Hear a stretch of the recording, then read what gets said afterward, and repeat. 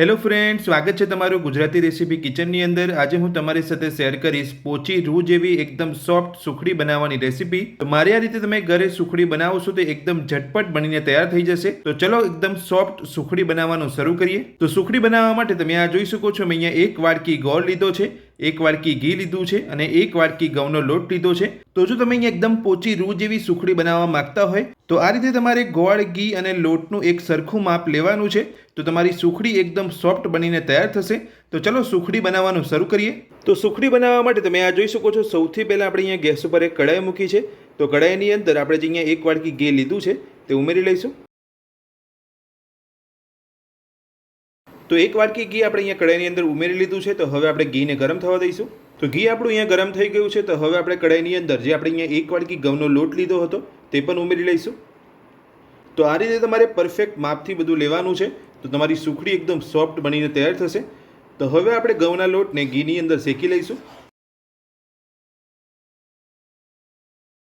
તો આ રીતે તમારે ગેસની મીડિયમ ફ્લેમ પર ઘીની અંદર ઘઉંના લોટને શેકવાનો છે। તો ઘઉંનો લોટ આપણે અહીંયા ફૂલે ત્યાં સુધી આપણે ઘઉંના લોટને શેકવાનો છે।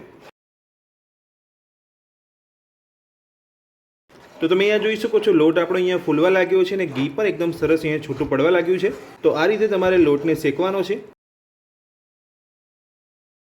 4 થી 5 મિનિટ ઘઉંના લોટને શેક્યા પછી તમે આ જોઈ શકો છો, આપણો લોટ એકદમ સરસ અહીંયા ફૂલી ગયો છે અને ઘી પણ એકદમ સરસ અહીંયા કઢાઈની અંદર છૂટું થઈ ગયું છે। તો આ રીતે લોટને શેકી લીધા પછી હવે આપણે તેની અંદર એક વાડકી જે ગોળ લીધો હતો તે ઉમેરી લઈશું। તો ગોળ ઉમેરીને બધું સરસ મિક્સ કરી લઈશું।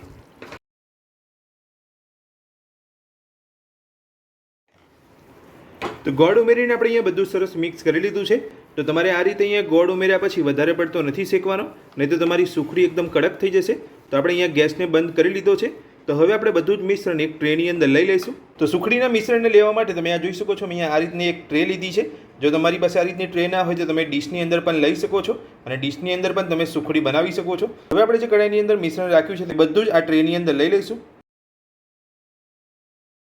ગરમ ગરમ મિશ્રણ લઈ લીધા પછી હવે આપણે ટ્રેની અંદર મિશ્રણને ફેલાવી લઈશું, જેથી સુખડી એકદમ સરસ શેપની અંદર આવી જાય।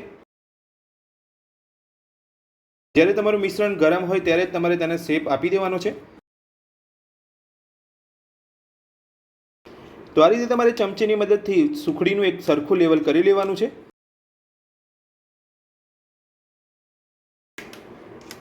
તો ગરમ ગરમ સુખડીને આપણે અહીંયા એક ટ્રેની અંદર થાળી લીધી છે।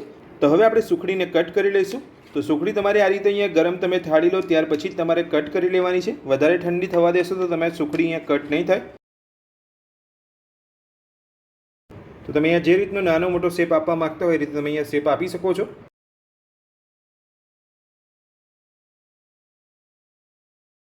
તો ગરમ ગરમની અંદર જ આપણે અહીંયા સુખડીને કટ કરી લીધી છે।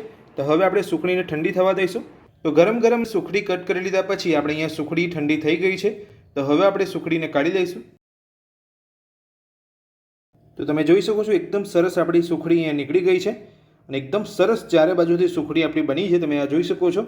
અને સુખડી આપણી એકદમ સોફ્ટ બની છે। તો એકદમ સરસ સુખડીના પીસ અહીંયા નીકળી રહ્યા છે। તો હવે આપણે બધી જ સુખડીને કાઢી લઈશું અને ત્યાર પછી હું તમને બતાવીશ કે આપણી સુખડી કેટલી સોફ્ટ બની છે। તો બધી જ સુખડીને આપણે અહીંયા કટ કરી લીધી છે અને એક પ્લેટની અંદર સર્વ પણ કરી લીધી છે, તમે આ જોઈ શકો છો। તો તમે અહીંયા જોઈ શકો છો આપણી સુખડી કેટલી સોફ્ટ બની છે। એકદમ સોફ્ટ આપણી પોચી રૂ જેવી સુખડી બનીને તૈયાર થઈ છે।